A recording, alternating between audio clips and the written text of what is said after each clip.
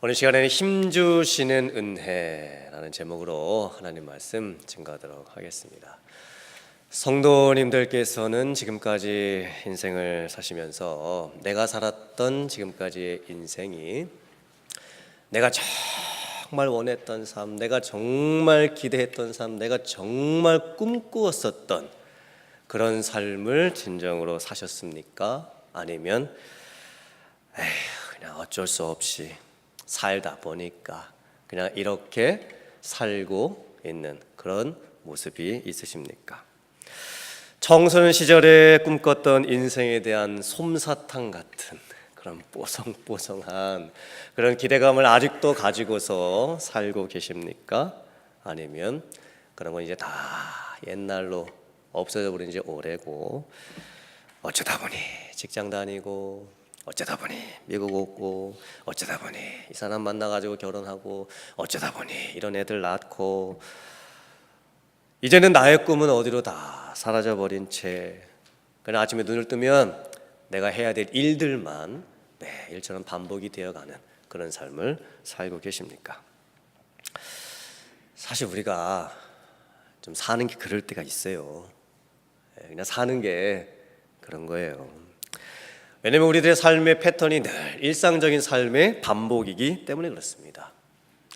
매일 아침 눈 뜨면 똑같은 사람 매일 만나고 똑같은 직장 매일 가고 똑같은 문제들이 매일처럼 반복이 됩니다.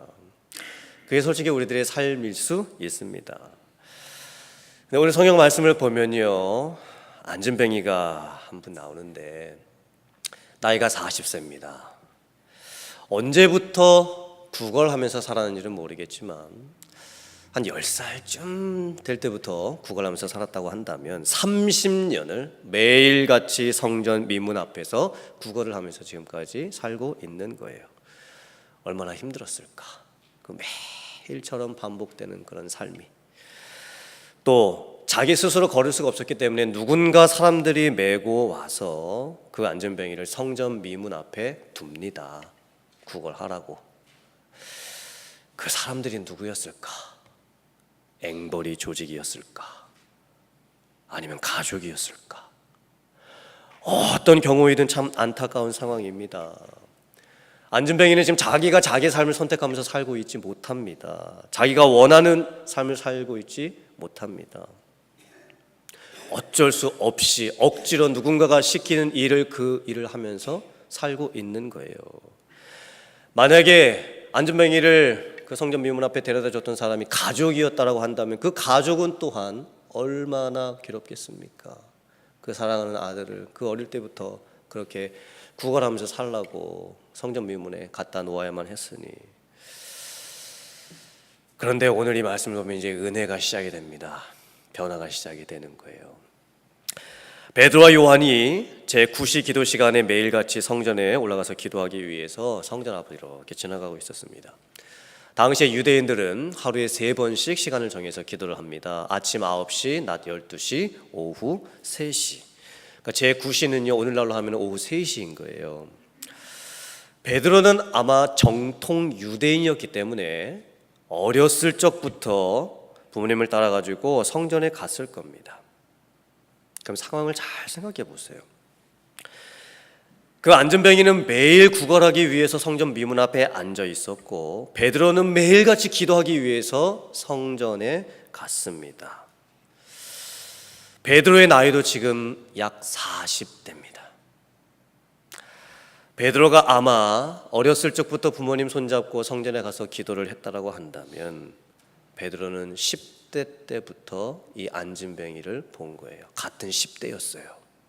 어쩌면 친구였을지도 모릅니다. 베드로가 처음 그 시기가 언제였는지는 정확히 모르겠지만 만약에 한 10대 소년 시절에 다른 10대 안진뱅이 어떤 그 친구 같은 아이가 성전 미문에서 구걸하는 그 모습을 봤다면 베드로의 마음이 어떻겠습니까? 아마 처음 그 모습을 봤을 때 베드로는 엄청 울었을 거예요. 그리고 쟤를 어떻게 도와줄 수 있을까? 내가 쟤한테 뭐라도 좀 해줄 수 있을까? 나는 그 마음이 간절했을 겁니다. 그런데 베드로가 이제 점점 나이가 들어갑니다. 베드로도 결혼을 해야 됐고 자녀를 낳고 또 어부로서 먹고 살기에 바쁘게 살아가야 합니다. 그러니까 자기 삶에 익숙해져 가고 있는 거예요. 그러니까 베드로가 이제 어른이 되고 났을 때 안진뱅이는 안진뱅이대로 매일 성전 미문 앞에 앉아 있습니다. 베드로는 베드로대로 매일같이 성전 그 미문을 지나가고는 있지만 각자 그냥 자기의 인생을 살고 있을 뿐인 거예요. 베드로가 예전처럼 그 안진뱅이에게 관심을 주지 못합니다. 근데 우리도 그럴 때가 있습니다. 알고 있는 무관심. 우리가 살다 보면 이런 말을 하지요. 아유, 저 사람은 원래 그래. 그냥 놔둬. 신경 쓰지 마. 사실 근데 저희들의 이런 표현을 가정에서부터 참 많이 씁니다. 이제 결혼을 처음 해가지고 남편과 아내가 이제 만났을 때에 서로의 문제점들을 이제 발견을 하게 됩니다. 그러면서 그것을 고치려고 무던히 애를 쓰는데 남편과 아내 간의 그 문제가 고쳐지지 않는 것을 이제 발견을 하게 됩니다. 그러면서 우리가 서로에 대해서 단념을 하는 거예요. 아유, 저 사람 정말 안 고쳐진다. 고치려고 하는 내가 바보지. 괜히 잔소리한다는 소리만 듣고 아유, 이제 뭐 양말을 벗어가지고 아무 곳에다 던져 두든지 말든지, 이제는 뭐 발 안 씻고 뭐 잠을 자든지 말든지, 이제 소파에 누워가지고 TV를 밤늦게까지 보든지 말든지, 이제 나도 모르겠다. 이게 알고 있는 무관심이라는 거예요. 사실 내가 어떤 분을 알고 있습니다. 근데 관심이 없을 수 있어요. 매일처럼 어떤 분을 보고 있습니다. 근데 관심이 없을 수가 있습니다. 또 상대방의 문제를 너무나 오랫동안 보아왔기 때문에 그분의 문제를 내가 고쳐주려고 하면 오히려 내가 상처를 받기 때문에 그냥 그 사람의 문제를 알면서도 내가 모른 척할 때도 많습니다.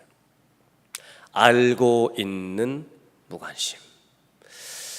이게 참 안타까운 거예요. 참 안타까운 겁니다.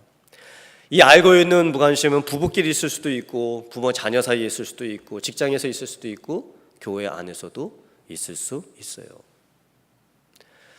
또 김병에 효자가 없다고, 어떤 분이 오랫동안 아프시게 되면 처음에는 그분이 아프신 것 때문에 모든 사람들이 관심을 다 가져주는데, 이제 그 시간이 점차 오래 계속이 되다가 보면 저들의 관심을 잃어버릴 때가 있어요.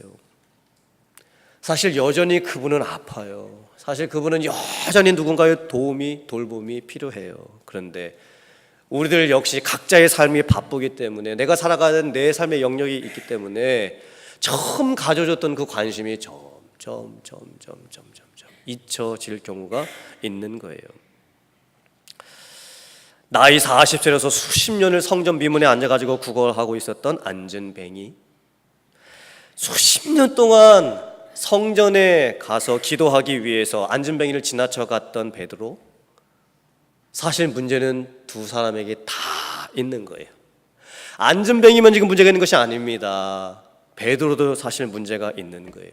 안진뱅이는 자기가 원하지도 않는 삶을 이렇게 비참하게 살 수밖에 없는 게 문제였고, 베드로는 그래도 주일날마다 교회는 갔고, 그래도 기도하기 위해서 교회는 갔는데, 정작 그 성전 미문 앞에서 매일 만났던 안진뱅이에게 이제는 알고 있는 무관심이 생겨버린 거예요. 그런데 놀랍습니다. 이제 하나님의 은혜가 시작이 됩니다. 변화가 시작이 됩니다. 치유가 시작이 돼요. 오늘 말씀을 보면 안진뱅이하고 베드로 사이에서 서로 보는 모습이 나와요. 보다라는 동사가 4번이나 나오는데 그 4번의 보다라는 동사가 다 다른 헬라어가 쓰였어요. 뭔가 특별한 의미를 담고 있는 거예요. 화면 한번 보세요. 화면 보시면 헬라어로 에이도, 하테니지오, 블레포, 에페코, 이렇게 4번의 보다라는 동사가 사용이 되는데 다 다른 의미예요. 처음 거는 그냥 무심코 그냥 보는 거고, 두 번째 거는 주목해서 집중해서 보는 거고, 세 번째도 이렇게 응시해서 보는 거고, 네 번째는 못 떠나도록 붙잡을 정도로 강하게 쳐다보는 거예요.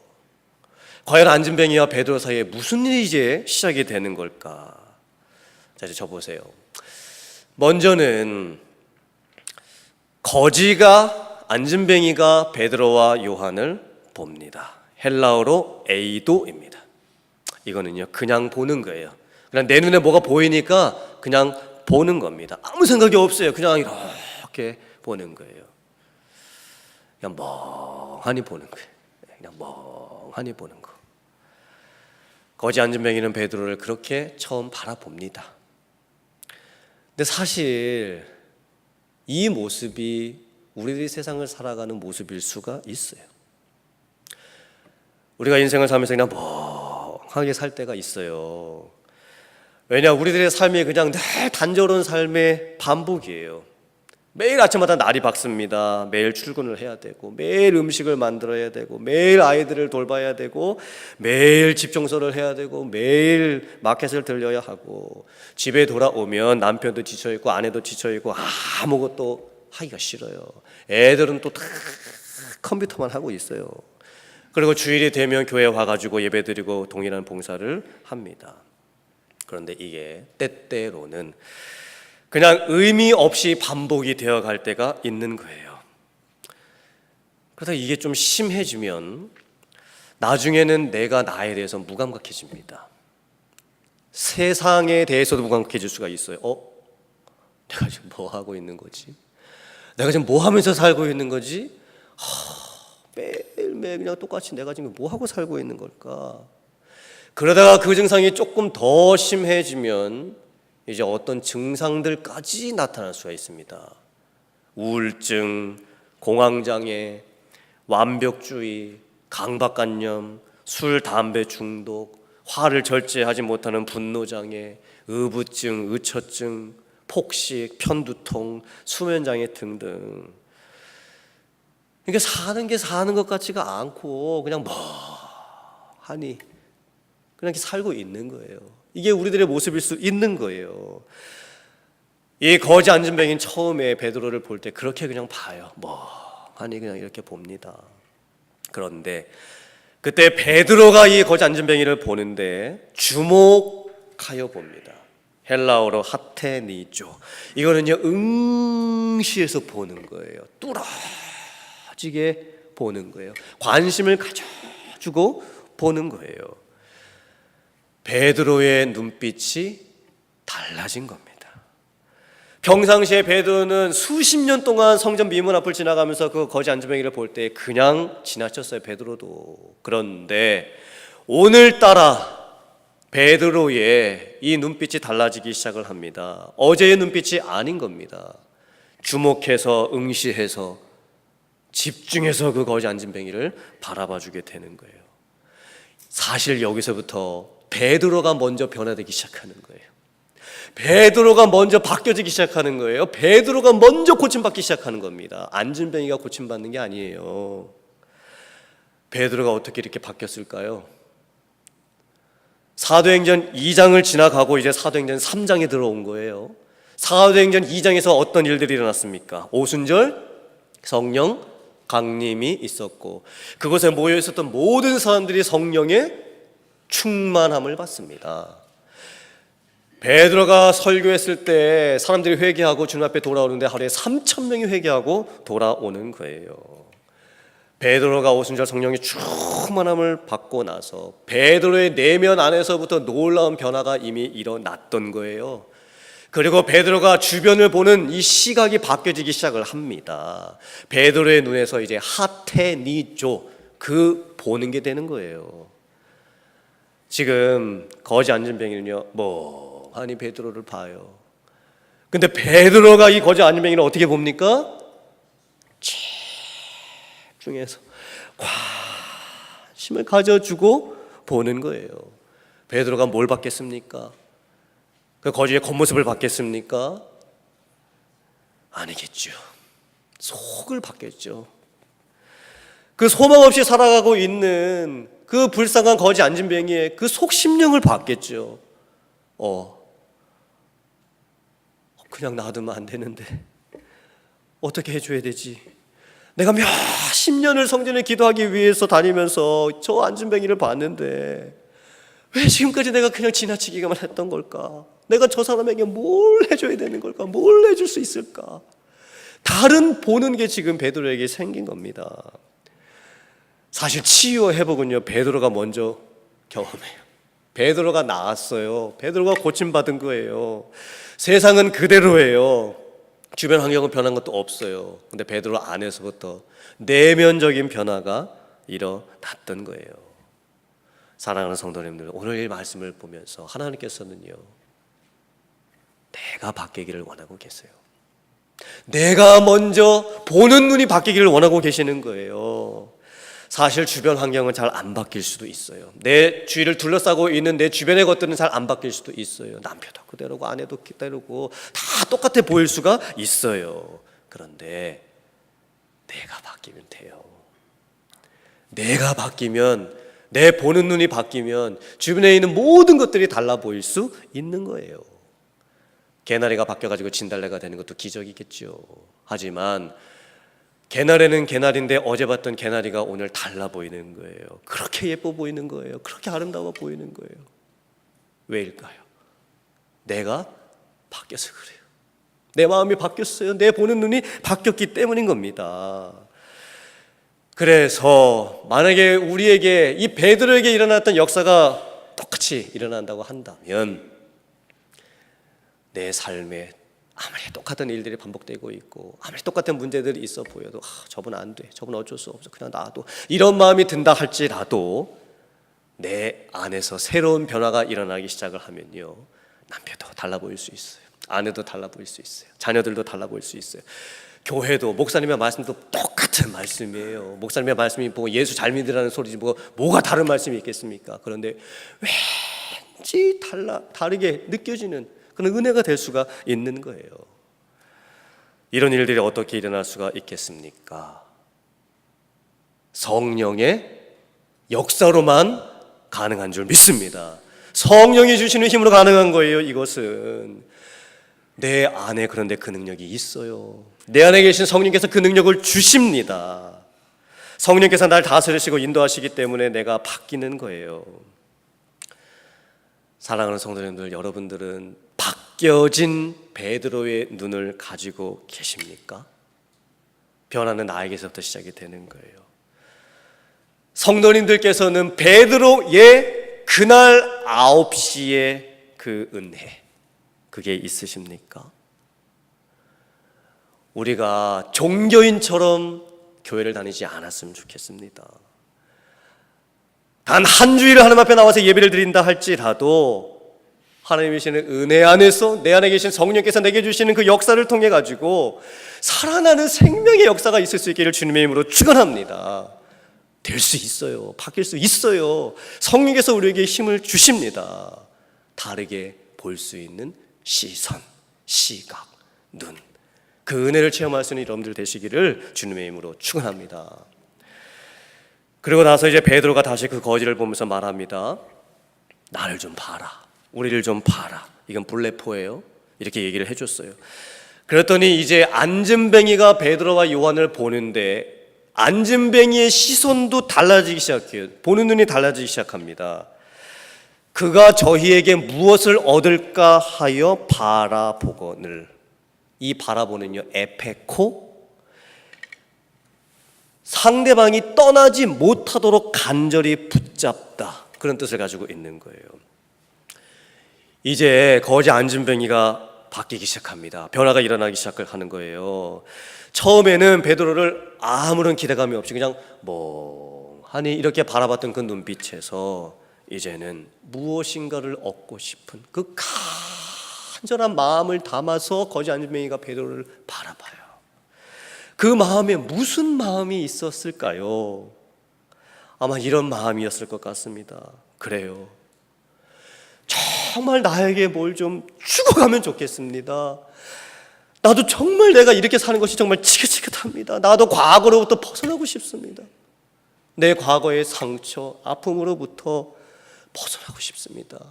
그리고 이 현재의 절망 상태에서 벗어나고 싶습니다. 제발 나를 여기서 좀 꺼내줬으면 좋겠습니다. 그런 심정으로 이 베드로를 바라봤겠죠. 그때 베드로가 놀라운 선언 선포를 거지 안진뱅이에게 합니다. 화면 모시고 같이 한번 봉독해 보겠습니다. 사도행전 3장 6절의 말씀입니다. 시작. 베드로가 이르되 은과 금은 내게 없거니와 내게 있는 이것을 네게 주노니 나사렛 예수 그리스도의 이름으로 일어나 걸으라 하고. 아멘. 베드로는 그 안진뱅이에게 제일 필요한 것이 무엇인지를 알았습니다. 그것은 은도 아니었고 금도 아니었습니다. 그런 세상의 가치가 아니라는 것을 알았습니다. 베드로가 돈 몇 푼 준다 하여도, 설령 세상에 가가지고 금덩이 은덩이를 구해다가 그 거지에게 준다 하여도, 안진뱅이에게 준다 하여도 그것이 안진뱅이를 새롭게 변화시키지 못한다는 것을 베드로는 알았던 거예요. 세상에서 이미 버림받았고 자기도 자신을 버렸고 세상에서 절망하고 의미 없이 사는 그 안진뱅이에게 필요한 것, 그건 돈의 가치가 아니었습니다. 은과 금의 가치가 아니었던 거예요. 베드로가 선포합니다. 나사렛 예수 그리스도의 이름으로 일어나 걸어라. 베드로는 자기 안에 무엇이 있는지 먼저 알았습니다. 자기 안에 그리스도의 영이 계셨다는 거예요. 그리스도의 능력이 자기 안에 있음을 알았습니다. 자기 안에 내주하고 계신 성령의 능력이 그 안에 가득한 것을 알았어요. 그리고 생명을 살리는, 죄인을 살리는, 육체의 아픔을 회복하는 그 예수 그리스도의 이름의 능력이 이미 자기 안에 있음을 확신한 거예요. 그리고 선포합니다. 잡아서 일으켜줍니다. 그랬더니 안진뱅이가 일어서면서 발과 발목이 곧 힘을 얻습니다. 뛰어서서 걸으며 그들과 함께 성전으로 들어갑니다. 걷기도 하고 뛰기도 하고 하나님을 찬송합니다. 힘을 얻는다. 발과 발목이 힘을 얻는다. 걷는다. 뛴다. 육신의 치유입니다. 힘을 얻는다. 하나님을 찬송한다. 영적인 회복입니다. 음과 금은 내게 없지만 나사렛 예수 그리스도의 이름으로 걸어라. 이것이 바로 우리가 회복해야 될 능력인 줄 믿습니다. 초대교회는 음과 금은 없었어요. 그러나 예수 그리스도의 이름과 능력은 있었습니다. 그런데 현대교회와 현대성도 나에게는요, 은과 금은 어느 조금 있을 수는 있겠죠. 그런데 예수 그리스도의 이름과 능력이 많이 없어져 버린 거예요. 하나님께서 나에게 물으십니다.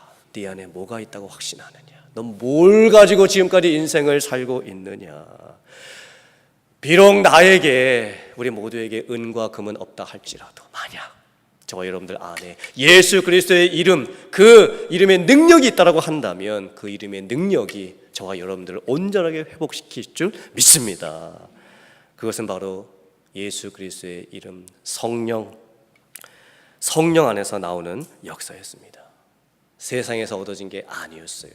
내 안에 계신 주님께서 주시는 은혜였습니다. 변화였습니다. 회복이었습니다. 치유였고 또 힘을 주시는 은혜였던 거예요. 그래서 사도행전 3장 16절에서 이렇게 선포를 합니다. 화면 보시고 같이 한번 봉독해 보겠습니다. 시작. 그 이름을 믿음으로 그 이름이 너희가 보고 있는 이 사람을 성하게 하였나니 예수로 말미암아 난 믿음이 너희 모든 사람 앞에서 이같이 완전히 낫게 하였느니라. 아멘. 베드로 자신도 자기가 선포했던 예수 그리스도의 이름의 능력을 믿었습니다. 그리고 안진뱅이도 그 이름의 능력을 믿었습니다. 예수로 말미암아 난 그 믿음이 낫게 한 거예요. 사실 두 사람 다 치유받은 거예요. 베드로도 나은 거예요. 내면의 역사, 변화의 역사가 있었던 거예요. 다르게 볼 수 있는 눈을 회복한 거예요. 안진뱅이도 나은 거예요. 육신의 연약함, 치유함 받은 겁니다. 그래서 두 사람이 같이 기뻐하고 있는 거예요. 둘 다 같이 하나님의 성전에 들어가면서 같이 기뻐하고 있습니다. 이런 역사들이 저와 여러분들에게 일어날 수 있기를 주님의 이름으로 축원합니다. 우리들은 늘 한계예요. 늘 연약함 경험하면서 살아요. 내 주변에 있는 것들 조금 가져봐도요, 그건 늘 한계적인 거예요. 일시적인 거예요. 가졌다가 없어지고 가졌다가 없어지는 거예요. 그거 갖고는 안 돼요. 온전한 회복이 일어날 수가 없습니다. 사랑하는 성도님들, 오늘 말씀을 통해서 다시 한번 우리가 확신하면 좋겠습니다. 내 안에 예수 그리스도의 영이 계심을, 성령이 계심을 확신하고, 내 안에 계신 그 예수 그리스도께서 예수 그리스도의 이름을 믿는 우리에게 행하실 그 놀라운 이 기적이 무엇일까? 역사가 무엇일까? 이것을 사모하며 바라볼 수 있는 여러분들 되시기를 주님의 이름으로 축원합니다. 그리고 여러분의 삶에 어떤 어려움이 있으시든지, 주변에 어떤 분들이 어떤 고통을 겪고 계시든지, 나도 그분도 이 예수 그리스도의 이름 안에서 하늘의 능력을 체험하고 그 능력을 받아 나도 고침받고 다른 사람들도 세워주며 고쳐줄 수 있는 그런 삶을 살아갈 수 있는 저와 여러분들 다 될 수 있기를 주님의 이름으로 축원합니다. 아멘.